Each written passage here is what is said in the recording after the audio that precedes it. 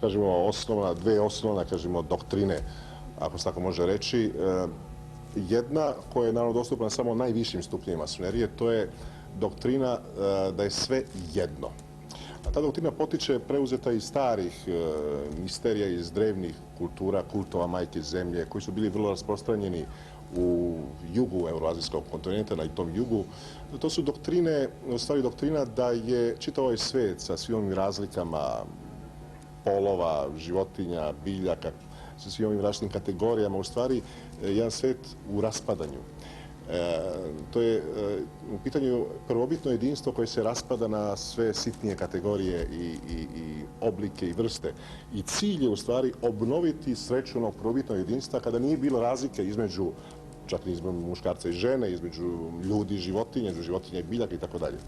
To je bio osnovni ideal. Odatle potiče i komunizam, ideal jednog besklasnog društva. Hoćete da napravite neku paralelu između masonerije i komunizma i da potvrdite onu izreku iz stripa da je komunizam jedna masonska ujdurma? Pa nije ujdurma, već je jedna grana koja je stekla iz jedna praktična primjena masonerije. Iz masonerije su izašle mnogi tokovi, mnoge ideje. Da se vratimo samo ovom centralnom pitanju. Znači, ideja je da sve postane ponovo jedno. U primjenjenom obliku danas to je ideja takozvanog melting pota, to je stvaranja jednog čovječanstva u kome će biti ukinute razlike među nacija, etnija, rasa, znači stvaranje jedne sive rase, ako se tako može reći, sa žutim primesama. I to je upravo politika koju zastupaju Sjedinjene Američke Države. Države koje masonerija je stvorila Sjedinjene Američke Države. Osnovni masonski programi su oštampani na osnovnoj jedinici moneti ili Sjedinjenih Američkih Država na novčanici $1 i na toj novčanici upravo i piše iz mnoštva jedno. Znači, ideali iz mnoštva jedno. Stoga masonerija danas u, kažemo, širokim razmjerom, ona se bori protiv autoriteta i suvereniteta nacija država. To je jedna opšta konstantna politika u 20. veku. Kako bi se ti autoriteti slili, to je te države, to je te nacije, slile u jednu zajedničku imperiju, kažemo, svetskih razmjera. Druga ideja je, naravno, osnovna ideja je neka vrsta, u stvari, ateizma. Masoni prvobitno su imaju tu ideju Boga kao velikog arhitekta, ali taj veliki arhitekt je stvorio svet i više ne deluje, ne učestvuje u tom svetu. Prema tome, po masonskoj definiciji, kad oni govore o razlici između masonerije i ostalih religija, oni kažu za druge religije dobro je ono što je Bogu drago, a za nas masone dobro je ono što poboljšava uslove ljudskog života. Znači, to je jedan svet bez Boga. A mi vrlo dobro vidimo 200 godina nakon Francuske revolucije, koju su stvorili jasno masoni, dokle se došlo u tom svetu lišenom božanskog principa. Jer čim čovjek postavi za cilj nešto što nije iznad njega, već što je, kažemo, u njegovoj razini, on stvara čudovišta, stvara zločine, stvara nasilje, stvara gluposti. Vi ste ovako kao, vaš vrednostni sud prema masonima je negativan, koliko mogu da primetim? Pa ne mogu reći, ona je patetična institucija u suštini. Danas je patetično toliko što, naravno, nema danas onaj uticaj koji je imala ranije iz prostog što je ceo svet postao masonski. Milioni ljudi su masoni, a to ni ne znaju. Mislim, misle na masonski način, postupaju na masonski način. A da ne govorimo preko 8 miliona. I ovaj treći program, kanal, i on je masonski u suštini, jer muzički program koji se lansira preko satelita je u suštini jedan program, upravo ovaj o kome govorimo, iz mnoštva jedno. Da li ste ikad, dragi gledalci, preko ovog trećeg kanala slušali, primjer, francusku šansonu ili italijansku kanconu ili neki nemački lied? Ne. Slušate uvek jednu istu rock muziku, internacionalnu muziku za mase. Tek masonska ujdurma. Kao što je, na primjer, i Novi Beograd arhitektura, arhitektura Jacquesa Le Corbusier'a, velikog masona, inače, stvorena po uzoru mašine za stanovanje. To je, u stvari, masonska ideja stvaranja jednoobrazovnog čovječanstva. Znači, čovječanstva u kome nema razlika. Meni je taj svet patetičan, odnosno dosadan. Ja ne volim takav svet. Ja volim svet u kojem postoje razlike. Ja volim da kad odem u, šta znam, Senegal sretem crnca, da odem, ne znam, u Japan sretem Japanca, japansku kulturu. A svet u kome su svi jednaki, svi isti, to je svet za samoubice. Dobro, ali evo recimo u našem društvu živimo sa poslednjih 50 godina sa idejom da smo svi isti. Pa dobro, ne mogu kažem da nije bilo samoubica, i stvarnih i onih koji žive kao samoubice. Kažite mi kako vi procenjujete činjenicu da će se velika loža Jugoslavija osnovati uskoro, za koji mesec, u Jugoslaviji? U stvari to samo potvrđuje jednu konstantnu strategiju masonerije prema Jugoslaviji. Treba znati, naravno...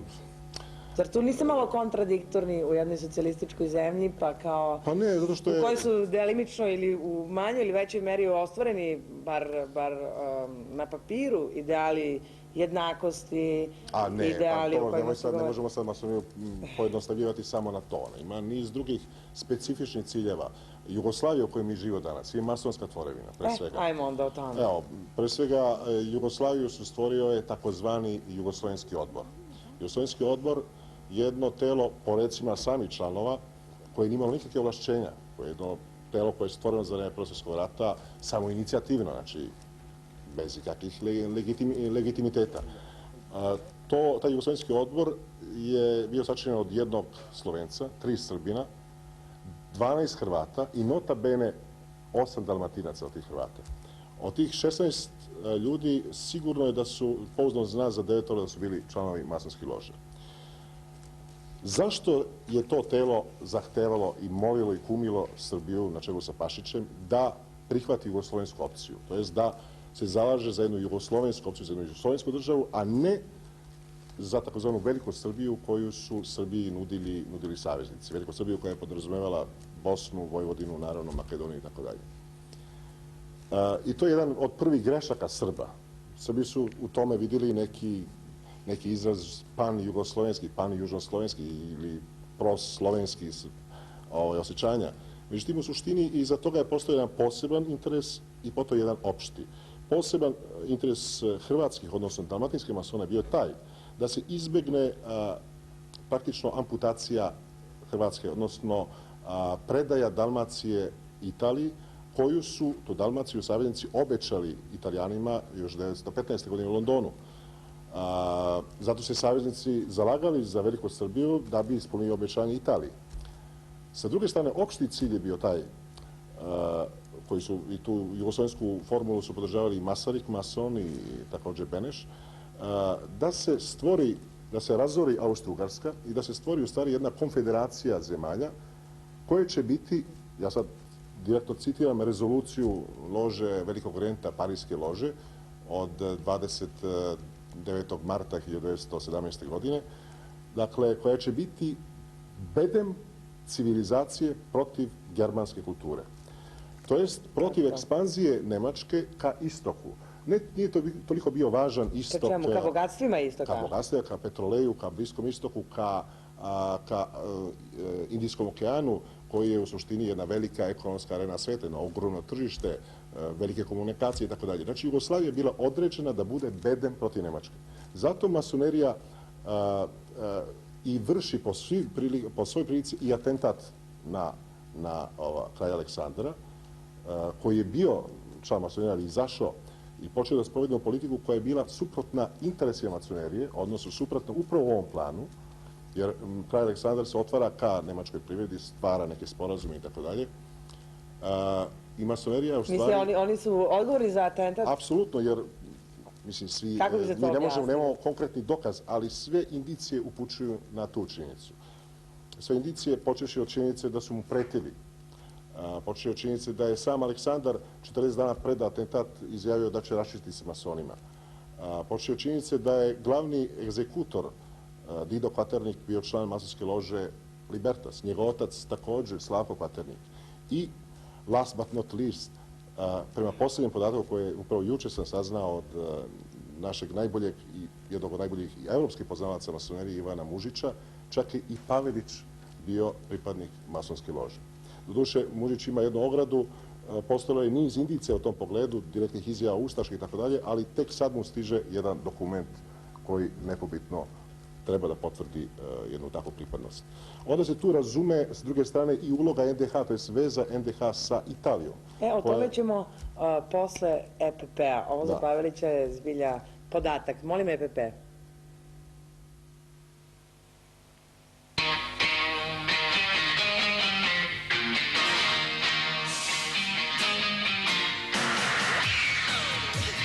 morate biti ni bogati, ni lepi.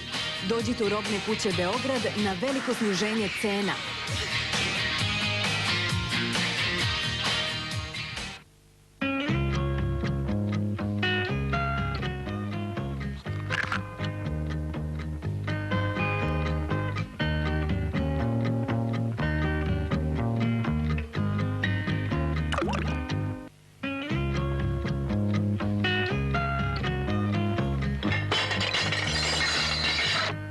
Vitanez, ekstra majonez.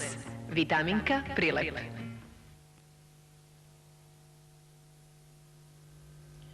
Ova emisija Priča o, večeras razgovaramo o masonima. Gost moje emisije Trećeg kanala je Dragoš Kalajić. Imamo neko na vezi? Halo? Halo, dobro večer. Dobro večer. Na telefonu je Marija Vranik iz Beograda. Ja sam htela da pitam koliko drug Kalezić, gospodin Kalezić, zna o tome koliki je uticaj masonerije danas na Beogradskom univerzitetu i koliki je uticaj masonerije u Srpskoj akademiji nauka takođe danas. Hvala što ste se javili. Evo, gospodine Kalajiću, jedno, mislim, zanimljivo pitanje. Sad se malo pečete na vrućoj vatri, ali morate da odgovorite. Ima mnogo, kako da kažem, pozvanih od mene da odgovore na to pitanje. Između ostalog, to pitanje je pokrenulo jednog od domaćih istraživača, Nenezića, u jedan veliki eksploat, jedno veliko istraživanje. Ako se ne varam, on je imao osjećaj da je progonjen od strane masona. Ne znam kako je to tačno. Što se mojih saznanja tiče, ja o tome zaista ne znam ništa određeno da vam kažem. Tim pre što jednostavno niti pratim život akademije, niti pratim život Beogradskog univerziteta. Za mene su to ipak institucije van mojih interesa. Da, mada se u nekim istraživanjima malobrojnim koje su se pojavljivala kod nas uticaj masonerije na Beogradskom univerzitetu i u Akademiji nauka uvek činio kao jako veliki i nezaobilazan. Da, on je i pre rata bio veliki. Pretpostavljam da su neke tradicije ostale. Da. Ali dobro, nadam se da će naša gledateljka bar malo biti zadovoljna ovim odgovorom. Stali smo kod odnosa sa NDH. NDH i Italija i veze sa masonerijom. Da, jer među ostalog, naravno, mi imamo, pre svega treba znati da je bar 90% prema zvaničnim podacima i masonerije, 90% kapitala u maršu na Rim bilo masonskog kapitala. Znači, prvobitno fašizam je bila jedna od onih strateških grupa masonerije u pohodu na šta? U pohodu protiv autoriteta crkve, jer masoneriji su dva osnovna neprijatelja, govorim već u 19. veku, bili s jedne strane crkva, hrišćanstvo, prevashodno katolicizam, katolička, pravoslavna ne zato što je meka i zato što je lako raditi s njom. Male su tu diverzije bile, što se nas tiče, na primjer, Vukova reforma, odnosno Vukov prevod Biblije je bio finansiran od strane masonerije u okviru strateške borbe protiv pravoslavne crkve. To je protiv jednog jezika koji je na neki način monopolisana crkva, koji je bio nesumnjivo sa tačke gledišta, kažemo, našeg izražavanja, naše kulture neuporedivo bogatiji od onog koji je Vuk nama nametnuo posredan ili neposredan način. Vratimo se ovde u slučaju Italije. Italija je prema tome bila predviđena, taj fašizam je bio predviđen kao jedan atak na crkvu, tipično nacionalistički proizvod. Jer masonerija u 19. veku podržavala i stvarala veštački svuda nacionalizme da bi razbila postojeće hrišćanske imperije, kao što je Austro-Ugarska, kao što je Ruska carevina, kao što je Nemačka carevina. Iz prostog razloga što su te imperije protivile se protoku kapitala, to je slobodnoj trgovini, jer masonerija je već tada bila u suštini jedno sredstvo krupnog, velikog internacionalnog kapitala i to je njeno osnovno obeležje praktično. Prema tome, bilo je potrebno izazvati Prvi svjetski rat da bi se srušila 4 carstva. I tu je masonerija odigrala veliku ulogu jer su praktično masonski agenti srpskog porekla, Tankosić, Ciganović, počeo od Ljube Jovanovića, tako dalje. Znači, osnivači čvrsto jezgro organizacije Ujedinjenje ili smrt, oni su bili masoni i oni su po svoj prilici, i sad nemamo direktnih dokaza, imamo dokaza da su oni naoružali i uputili atentatore na Ferdinanda. Imamo također dokaz da je masonski kongres 1917. godine na neki način dao imprimatur Prvom svjetskom ratu kao svojoj građevini i tada je i praktično postavljena baza za osnivanje društva naroda. Prema tome, i taj rat, Prvi svjetski rat, u koji je gurnuta Srbija kao jedno sredstvo, koštao je Srbiju 53% stanovništva. Prema tome moramo biti oprezni s masonerijom. Mi Srbi ili... Srbi pre svega. Zanimljiva teza na koju ćemo se vratiti posle telefonskog poziva. Halo? Halo, dobro večer. Dobro večer. Ovde je Milenko. Imamo jedno 3-4 pitanja za naše goste. Dobro, samo brzo. Ovako, koliko ima masonskih loža u Italiji? Koliko ih je pre rata bilo u Jugoslaviji i u kojim mestima? Da li je Tito bio mason?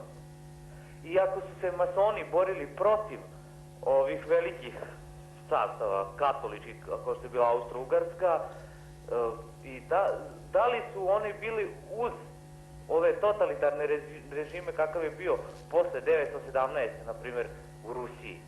Eto toliko. Pa što se tiče ovog broja masonskih loža u Italiji, zaista, verujte, ne znam, niti sam ikad imao memoriju koja pamti kvantitete. Mene u pokretima i uopšte bilo šta za čim traga me interesuje ideja i suština. Koliko je bilo lože? Bilo je dosta loža u Jugoslaviji, skoro svako veće mesto imalo je masonsku ložu. Što se tiče pitanja Tita, to jest Josipa Broza, znate šta, bojim se da tako jedno pitanje ulazi u kontekst jedne demonizacije te figure. Ja lično, ono što sam mislio o Josipu Brozu i njegovom sistemu, govorio sam dok je bio živ. Danas smatram ispod dostojanstva da govorim protiv te osobe. Što se tiče, ako je pitanje samo formalno, jedan istraživač, upravo pomenuti Nenezić, je dao do znanja da je našao podatke o njegove pripadnosti Josipa Broza engleskoj loži. Ja sam to pitanje prosledio Mužiću, koji po mom mišljenju ponavlja najbolji znalac, i njegova knjiga Masonstvo Hrvata, neka vas ne zavara naslov, ona u stvari govori o kapitalnim događajima koji se tiču Jugoslavije, a prevashodno događaja koji se tiču Srbije. On mi je rekao da su sva njegova istraživanja dovela do negativnog rezultata što se tiče Engleske. Možda ima u Josipu Brozi bilo je nešto od masonskog, kažemo, duha koji ja srećem kod masona. Prvo ime, masoni su uglavnom ateisti. To je, kod njih je ubijena ona metafizička vokacija, ona svest da postoji nešto iznad ljudskog života. I tada kod njih je jedna panična potreba za iskorišćavanje materije, za jedna velika strah od smrti naročito. Strašan strah od smrti, farbanje kose i tako dalje. Skrivanje znakova starosti, kažem, jedan psihološki znak onako, koji je bio dosta relevantan. Čovjek kad dođe u takve situacije da počinju delovi tela da mu se raspadaju, on mora da raskine sa sobom. Da se vratimo na našoj osnovnoj temi, malo smo napravili digresiju. Odlutali. Inače, što se tiče totalitarnih sistema, zna se pouzdano, i to su masonski izvori, da je Lenin bio i vjerojatno i ostao član masonerije, počeši od 1914. godine. Uostalom, i revolucija oktobarska je nemam mnogo podataka o direktnom nekom učešću masonerije, ali postoji podaci o učešću stranog kapitala u finansiranju oktobarske revolucije, počeši od banke poput banka Jakova Šifa, banke Hamburške banke, Njujorške banke, banka Warburg, na primjer. Svi su oni finansirali revoluciju verovatno iz ovih razloga koji se govori, jer je ruska carina bila vrlo zatvorena naročito za lihvarski kapital, zbog hrišćanskih principa koji su motivisali i ekonomsku akciju.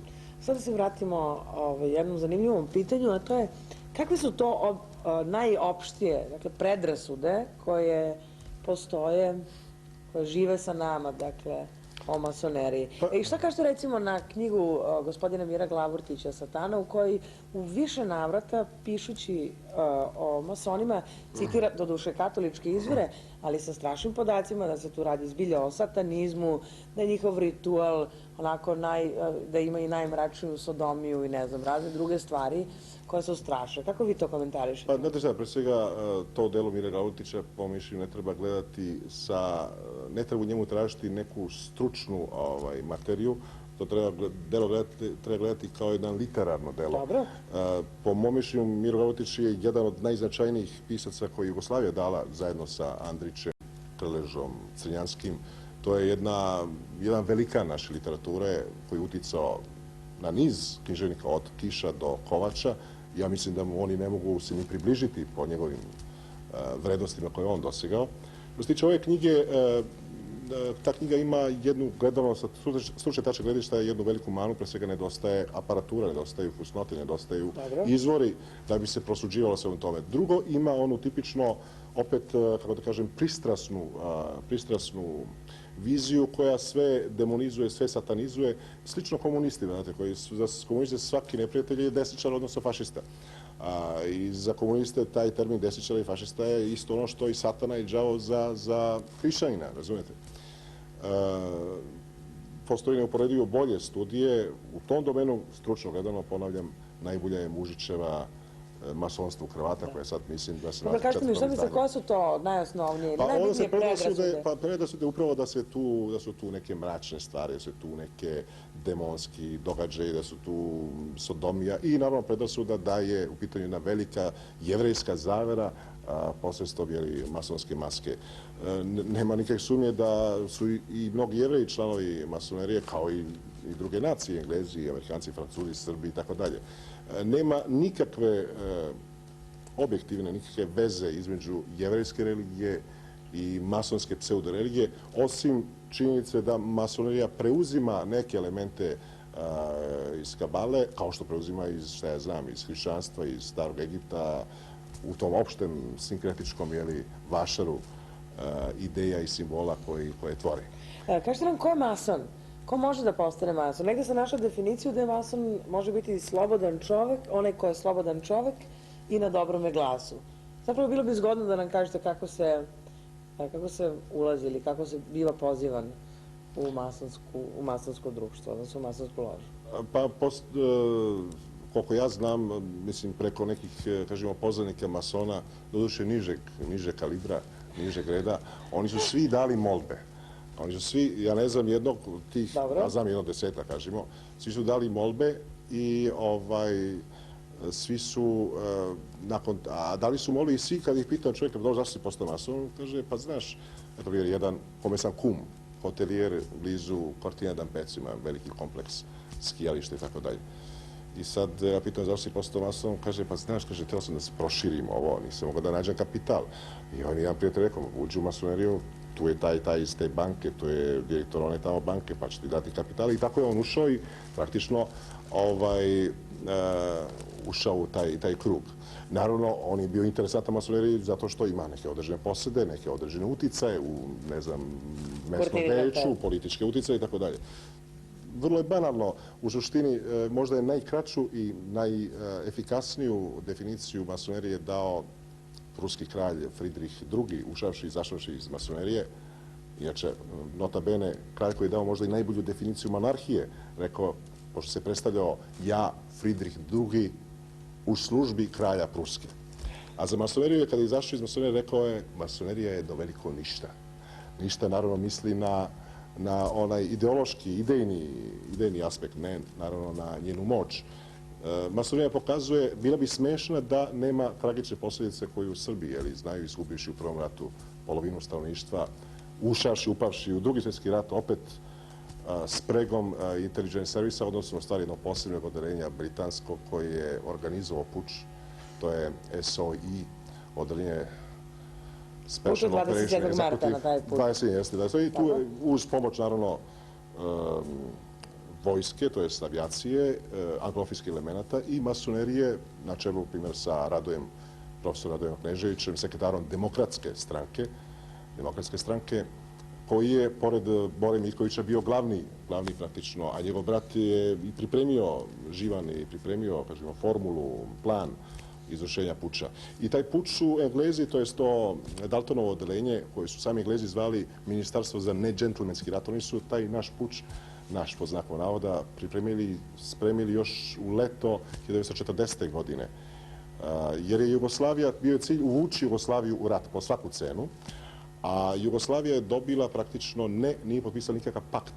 I to je jedna velika laž koja se lansira i dan danas. Jugoslavija je potpisala protokol. Protokol u kojem je bila snažnija strana. Strana od koje se tražila neutralnost po svaku cenu.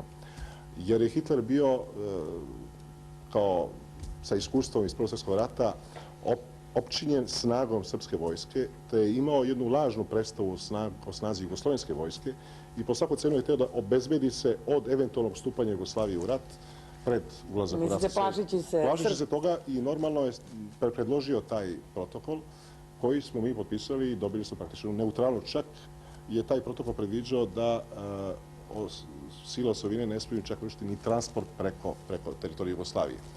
Jer su i tamo čekali ovi hrabri srpski vojnici koji su čak i nemačkoj armadi utrivili strah. Idemo malo EPP, nastavljamo razgovor. 10 sekundi za 2 letka. Oho univerzalni lepak i oho telepak za tapete. Oho je mala stvar, ali radi veliki posao. Ono što oho lepak sastavi, teško je rastaviti. Proizvodi Grmeć. Prvi put na našem tržištu magnetna maska Mag-Ten. Izložite vaše lice blagotvornom dejstvu magnetnih polja. Za vaš dobar ten, Mag-Ten.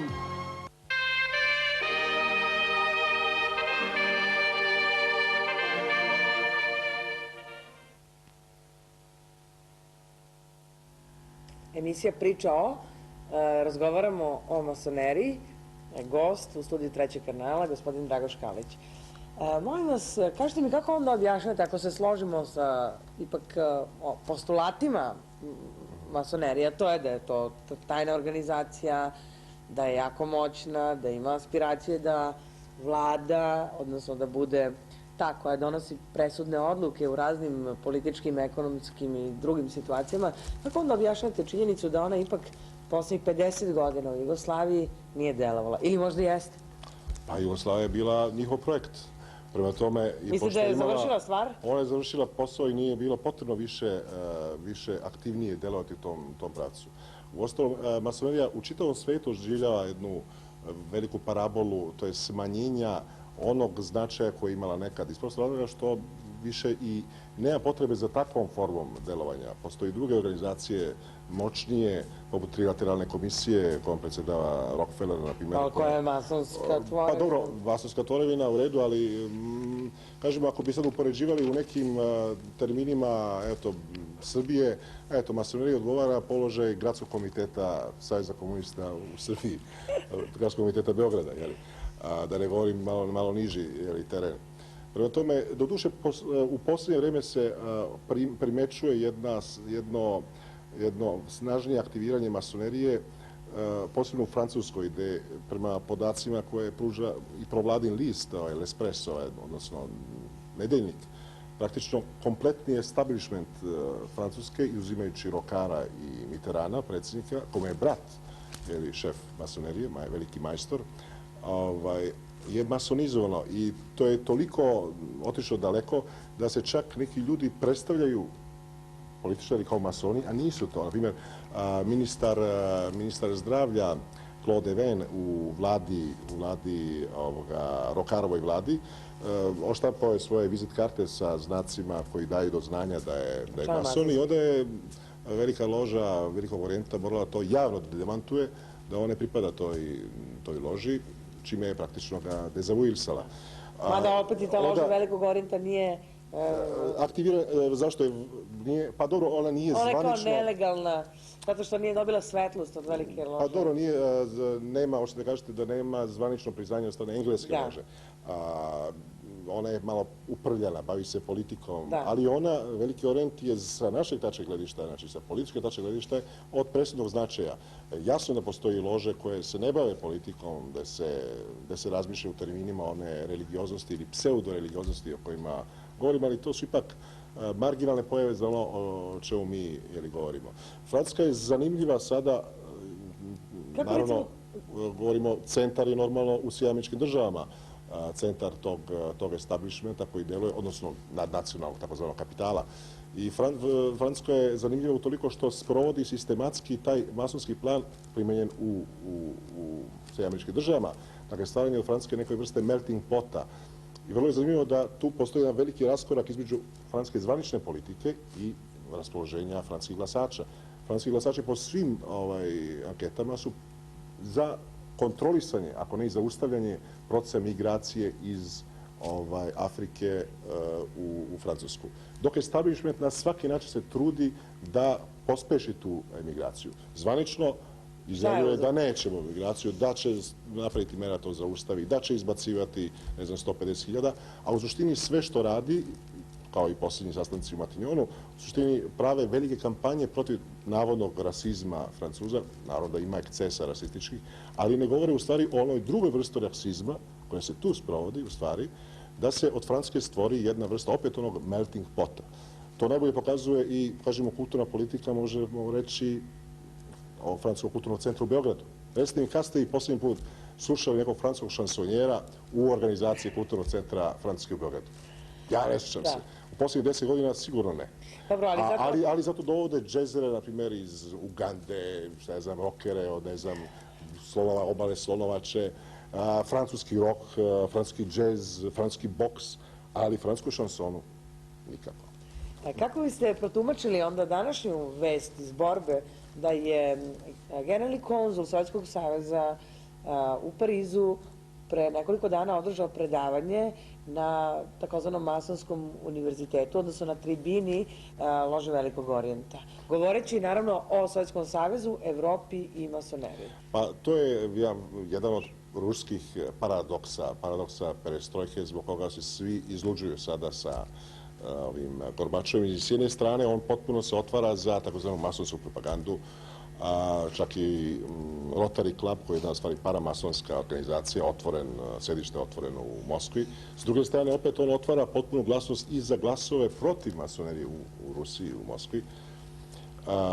Očigledno je da živimo u jednom vrlo napetom vremenu kada ove snage nadnacionalnog kapitala koji se služe masonerijom praktično kao jednim instrumentom nastoji stvari da stvore jednu svoju formu Evrope, Ujedinjene Evrope, čiji su znakovi upravo masonske petokrake, 12 masonskih petokraka, i da stvore istovremeno, to je Mitteranova teza, predlog, konfederaciju istočnoevropskih zemalja.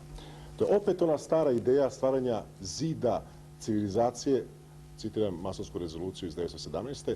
Zida civilizacije protiv germanske kulture. Naravno, planove za tako nešto je pokvarilo Ujedinjenje Evrope, koje je u stvari pospešilo Dobro, koliko po mojim nekim informacijama radi se na stvaranju Ujedinjene Velike lože Evrope.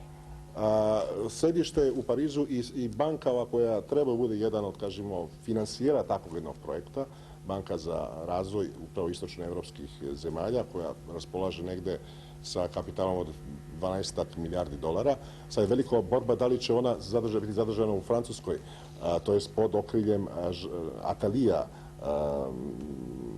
Mitterannovog savjetnika, inače dokazanog lopova, jer je pre par godina, on inače ima velike ambicije spisateljske i pre par godina objavio jednu veliku, vrlo ambicioznu studiju o vremenu, a ispostavilo se da je to bila studija potpuni plagijat, prepisana od strana, bilo je u pitanju jedno delo Ernsta Ingera, jednog nemačkog pisca, prepisano malte ne od reči do reči. On je posle se izvinjavao rekavši kako je zaboravio da stavi znakove navoda u tim nizovima stranica prepisanih iz Ingera. Da se vratimo malo istočnoj Evropi. Kako vi procenjujete, dakle, generalni konzul, gospodin Rubinski, mislim da se zove, drži predavanje na Masonskom univerzitetu s jedne strane, s druge strane stižu vesti da će se osnovati lože u Mađarskoj i Čugoslovačkoj, već su osnovane. Da li događaji u istočnoj Evropi imaju neke masonske začine? Kako vi to objasnite? Tu je u pitanju borba nadnacionalnog kapitala za istočnu Evropu, podrazumijevajući tu naravno Jugoslaviju. Svaka zemlja iziskuje poseban problem. Borba da se u istočnoj Evropi, pre svega, da ne dođe do jedne orijentacije istočnoevropskih zemalja ka jednom novom težištu Evrope, a to je Nemačka. Posebno Ujedinjena Nemačka, koja će biti lokomotiva te nove Evrope. I po mom mišljenju, sve što je dobro za Nemačku, dobro je i za Evropu. Mi Srbi moramo raskrstiti sa jednom starom zabludom. Da nam Švaba više neće preći prag kući. To je pre svega nešto drugo, to je druga Nemačka i krajnje vreme da Srbi shvate da i ono što imaju vredno u ovom veku, ona takozvana srpska renesansa, da je to bio Labudova pesma veoma plodonosnih veza između Srbije i Nemačke. Mislim na velikane naše kulture kao što su Cvijić, kao Erdeljanović, Dvorniković, dobro, on je bio Hrvat, ali je radio u Beogradu, Čajkanović, čitava Vujić, Stefanović, čitava jedna galerija zaista velikih duhova svetskog formata.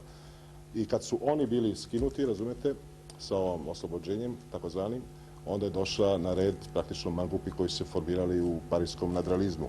Razni Ristići, Popovići. Nemojte tako o tim velikanima. Imamo malo EPP-a, a nastavit ćemo ovo o Srbiji i Jugoslaviji danas.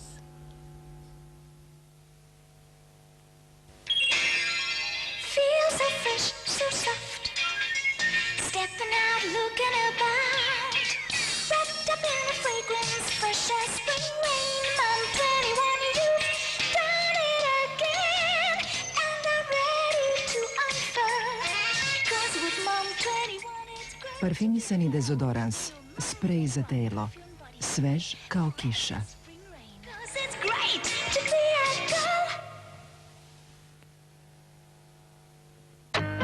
Vitanez ekstra majonez. Vitaminka prilep. Ko? Pirosi i mis kolekcija. Šta? Sniženje cena. Koliko? 30 do 50%. Gde? Samo u prodavnicama 1. maj Pirot. Emisija Priča o, razgovaramo o masonima i masoneriji. Gost u studiju Trećeg kanala je gospodin Dragoš Kalenić. Kažite mi, molim vas, ovako sam negde našla da su masoneri u Jugoslaviji između dva rata optuživali da je anacionalna, da jugoslovensku privredu rasprodaje međunarodnom kapitalu i masonima, među kojima najviše ima Jevreja. I takođe da je recimo za parlamentarizam, a ne za monarhiju i tako dalje. Kakve bi ciljeve danas mogla da ima masonska organizacija u Jugoslaviji? Kad kažem ciljeve, mislim na političke ciljeve, naravno.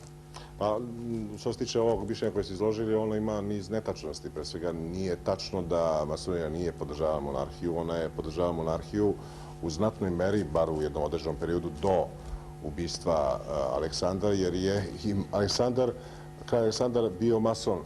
I to se može zaključiti iz niza podataka, počevši od činjenice da je u zvaničnim razgovorima, prilikom audijencija, oni su mu se obraćali sa brate.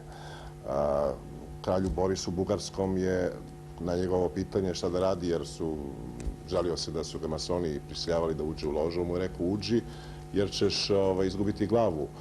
Ivanu Meštroviću je takođe rekao da je bio mason, da je izašao iz masonerije. Uostalom, zašto bi se masoni trudili nakon pogibije Aleksandra da njegov pogreb prođe bez pravoslavnog obreda? Znači da postoji neki razlog zašto nije ga trebalo sahraniti po pravoslavnom obredu. Prišto Jevreja u masoniji opet je jedna od uobičajenih opštih mesta, jedne loše, neznanačke i kažemo... Predrasude i teorije. Predrasude, jasno, zlonamerne, jer, kažem, su bili prisutni masoneri kao i sav ostali svet. Po vašem mišljenju, koliko su, dakle, govorili smo o istočnoj Evropi, sad da se vratimo, da siđemo malo kod nas, koliko su, recimo, događaje u Sloveniji i Hrvatskoj, o kojima ste između ostalog i pisali u posljednje vreme, bili proizvod masonskih uticaja, a s druge strane, koliko su omogućili upliv masonskih uticaja, pošto se dogodilo već što se dogodilo, pošto su dobili demokratiju i tako. Pa znači, da rezimiramo, masonerija kao sredstvo nadnacionalnog kapitala u čitavoj istočnoj Evropi ima jasno za cilj da onemogući stvaranje pokreta i država koje bi bile pre svega inspirisane hrišćanskim pogledom na svet, jer je protiv hrišćanstva masonerija i uopšte to ne odgovara nadnacionalnom kapitalu. Znači, pokreta koje bi se s druge strane borili za nacionalni suverenitet, to je druga tačka koja nadnacionalnom kapitalu uopšte ne odgovara. Prema tome, masonerija kao sredstvo na nacionalnog kapitala treba svuda zalaže da pobede na izborima one političke stranke koje se zalažu za praktično potpuno lišavanje države svakog suvereniteta nacionalnog, koje nisu nacionalno obeležene, znači ne bore se za nacionalnu samobitnost i koje nemaju ni malo obzira prema hrišćanstvu, koje su ateističke. Znači komunistička partija bi bila njegov favorit. Pa normalno, jer bio je nedavno kod nas i možda najumniji među Srbima profesor Milorad Drašković, koga vi sigurno znate, je jedna od najglednijih figura Hooverovog instituta. Jedna anegdota ovako koju je objavio i naš, sad već mogu reći, doktor Srđa Trifković, odbranio je tezu o ustaškom pokretu 2. maja u Southamptonu na katedri za istoriju. Dakle, Drašković govori jednu anegdotu kako su vlasti State Department američke, koje je finansirao niz godina Hooverov institut, istraživače, da pronađu dokaz da je Staljin bio zapravo carski politički agent infiltriran u komunistički pokret. Postavlja se pitanje zašto State Department američki, ako je zaista protiv komunizma, zašto traži takav jedan dokaz? Čemu takav dokaz? Jasno, da bi rekao, eto, Staljin je u stvari kompromitovao komunizam, ali komunizam je divna stvar koju trebamo mi da podržimo na svaki način. Svi glavni praktično zvezde ekonomske politike Zapada, od Samuelsona do Galbraitha, svi su oni hvalili i obmanjivali zapadnu javnost, tvrdeći do pre nekoliko godina da ovde u socijalističkim zemljama cvetaju ruže, da su ljudi veoma zadovoljni, veoma srećni, da sve živi u blagostanju. To je bio najbolji način da se eksploatiše, zatroni Evropa, da se podeli, kao što učinjeno na Jalti. Ja mislim, neki govore o nekim reparacijama, ako treba tražiti nekog reparacije, ratne oštete, to su sve američke države i Velika Britanija, koje su, i Sovjetski savez, su dogovorom na Jalti praktično podeli Evropu, naneli, u stvari nametnuli pola Evropi jedan sistem koji Evropa nije htela. Sve te štete koje su po mnogim proračunima neuporedivo veće nego Drugi svjetski rat, koštaju. I u vezi, halo? Alo? Halo, izvolite. Dobro večer. Dobro večer. Na telefonu je Miljan Popović. Hteo sam da pitam vašeg gosta, da li na jugu Srbije postoji društvo masona i da li je ikad postojalo? Obzirom da je reč da su maltene najmari osnivači masonskog društva. I vas kao voditeljku da zamolim, da li može u budući na 3. kanalu da se pusti još jedan broj telefona? Jer je nemoguće na jednom broju dobiti liniju. Da, to je tačno. Hvala vam što ste se javili, pa ne znam, razgovarat ćemo o tom problemu. A gledalac mislim da je pitao da li su crnotravci, recimo, osnivači masonerije u Srbiji. Nema podataka o takvom nečem iz prostog razloga što je gradnja ovih srpskih vizantijskih manastira bila jedan neuporedivo lakši posao nego gradnja gotskih katedrala koje su zbog složenih struktura iziskivala neuporedivo veća znanja. Naravno, postojali su profesionalni graditelji, ali ne verujem da su oni se kao neka esnaf uspeli da održe, a pogotovo da opstanu eventualno do nekih naših vremena. Što se tiče Jugoslavije, da se vratimo na to osnovno pitanje, pretpostavljam da, sudeći po onoj klasičnoj masonskoj politici zavadi pa vlade, koja se videla, na primjer, u Italiji, onim takozvanim olovnim godinama, 70. godina terorizma, poslije se postavilo da iza svega staja loža, masonska loža 5-2 i njen veliki majstor Đeli. On je finansirao i teroriste ekstremne levice i teroriste ekstremne desnice, neofašističke desnice, da bi u okviru jedne strategije zvane strategija suprotstavljenih ekstremizama, da bi destabilizovao poredak i da bi onda se pojavio kao neki centar, spasonosni centar, koji, eto, razrešava sve te ekstremizme i miri ekstreme i stvara, tu taj centar. Nešto u jugoslovenskoj, kažemo, ovim podelama, zavadama naroda liči na tu igru suprotstavljenih ekstremizama. Mnoge partijice, na primjer partijice ovih bradatih četnika, koji meni uopšte ne liče na četnike, to jest liče na četnike kako prikazuju partizani u partizanskim filmovima. Ja kad gledam fotografije onih četnika, oni izgledaju kao gospoda. Ja ne ulazim sad u njihovu ideologiju i tako dalje, ali onako fizički gledano. Da, i šta hoćete kažete za te partice? Pa meni su te partice sumnjive kao, neću kažem da su masonske, ali hoću reći da su mi sumnjive da iza njih stoji neko drugi. da me razumete, da su stvari instrumentalisane, da su medijumi u cilju neke Mislim da takve vas zavade. svi odlično razumeju, imamo opet nekoga na vezi. Halo? Halo? Da, izvolite. Htjela sam da pitam vašeg gosta, pošto je svaki gost bio autoritet u oblasti o kojoj se govorilo, mislim i stručnjak po tom pitanju, gospodin Dragoš Kalić koji je slikar, koliko ja znam, u kakvoj vezi on stoji sa masonskim pokretom i izučavanjem toga? Amaterske, ali ja ne znam, kad bi bio neki univerzitet za masonski pokret, verovatno bi bilo takvih stručnjaka, ali za sada, kažemo, svi koji pišu o masoneriji su praktično amateri. Izuzimajući naravno same masone koji su najupućeniji. Ali postoje često velike razlike između onoga kako masoni sebe predstavljaju i kako drugi o njima pišu. Da, zato što mi volimo a što se tiče opet, da, sada ono što, na primjer, veliko pitanje, zašto, na primjer, mi se uvijek pitamo naivni Srbi, zašto nas svet toliko ne voli, zašto nas toliko panjkavaju u svetu, u medijima, mi ne shvataju da svetu ne odgovara ona takozvana antibiokratska revolucija zbog elemenata koji se njoj pojavljuju. Element socijalne pravde, element hrišćanstva, element nacionalne samoosvešćenosti, to je samobitnost. To su sve elementi koji su neprihvatljivi, nesnošljivi sa stanovišta krupnog kapitala. Automatski, čim je Tuđman pobedio, ima pokret vrlo sličnih, kažemo, osnovnih karakteristika i to je pokret za nacionalnu samobitnost i to je pokret koji je prožet hrišćanskim svetonazorom. Odjednom ti isti mediji koji su toliko hvalili sad Hrvatsku, odjednom sad napadaju, kriminalizuju. Imamo opet na vezi nekoga, pre nego što dam vezu gledalcu, moram da napomenem, vi ste pišući vaš poslednji tekst napomenuli nedvosmisleno da je po vama na vidiku mogući sporazum između Miloševića i Tuđmana, čime ste, moram da kažem, potkrepili jednu neverovatnu tezu Sarajevskog asa od pre 2 nedelje, koji je tvrdio da je taj sporazum već napravljen, a najveći krunski dokaz za to bila je moja emisija sa akademikom Raškovićem u kojoj on izjavio da gospodin Tuđman nije ustaša.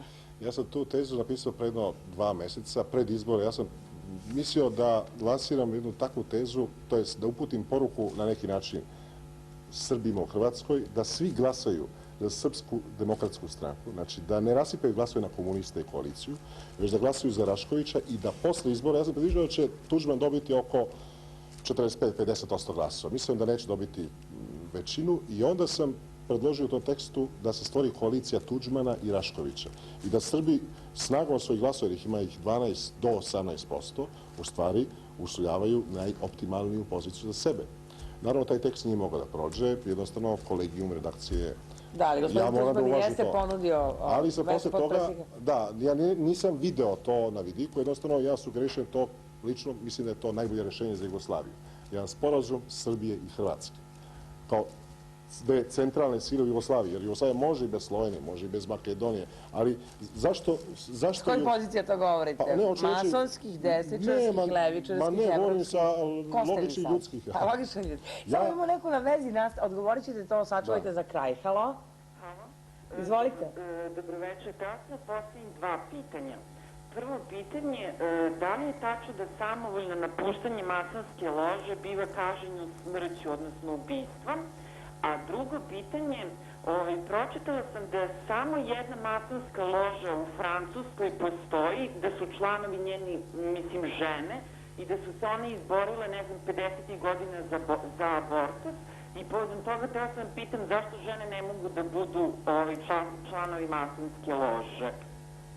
Hvala što ste se javili. Što se tiče masonskih lože ženskih, postoji u Američkih državama masovne lože. Sad već na prvo nisam čuo... Da li se kažnjava smrću svojevoljno? Pa ne, mislim, ipak je bilo i takvih slučajeva slavnih izlaske lože koji nisu bili kažnjeni smrću. Kažnjeni su smrću oni, eventualno, za koje znamo, koji su prekršili neke dogovore, koji su otkrili neke velike poslove. Na primjer, to je slučaj direktora banke Ambrosiano Calvija, koji je obešen u Londonu i to na mostu Crnih fratara. Samo ime je neka vrsta kazne, samo ime tog mosta. Opet u aferi Dželi.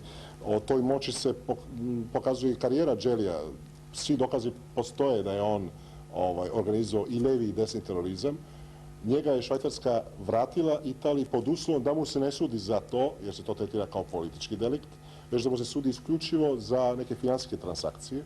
Kada je došao pred sud, onda su najveći hirurzi, to je kardiolozi, Italije, opet masoni potvrdili da je on teško bolestan srčani bolesnik, pa su ga pustili odatle i on sad slobodno šeta i ponovo rekonstruiše ložu P2. Dobro, imamo još samo nekoliko sekundi za kraj. Dakle, vi se zalažete za... Govorim sa stanovišta srpskog stanovišta. Da Srbi ne bi ponovo platili sa polovinom stanovništva te sve žrtve, mislim da je neophodno Jugoslaviju pre svega, ako treba spasiti Jugoslaviju, treba spasiti zbog Srba. Vrlo ste se nepovoljno bili izrazili o koaliciji Narodnog sporazuma, nazvavši njen program jednom masonskom imitacijom. Ste to rekli zbog toga što je gospodin Miko Tripalo mason ili... Ne, vrlo što se tiče masonerije, na primjer, liči na masona Šuvar pre, jer on je 73. godine objavio rat masoneriji, a u stvari je podržao program usmerenog obrazovanja koji je masonski došao preko UNESCO. Gospodine Kalajiću, naše vreme je isteklo. Ja samo želim za kraj da vam se zahvalim i da kažem da mi svi treba da želimo da se dozvoli zvaničan rad masonskoj loži, pošto bi to bio jedan od također važnih znakova da smo demokratsko društvo. Ali pod uslovom da se sprovedi zakonski amandman, da se zabrani pripadnost tajnim organizacijama, internacionalne obedijencije, znači poslušnost drugom centru, jer masonerija zahteva apsolutno poslušnost, izvršavanje svake naredbe svima koji imaju neke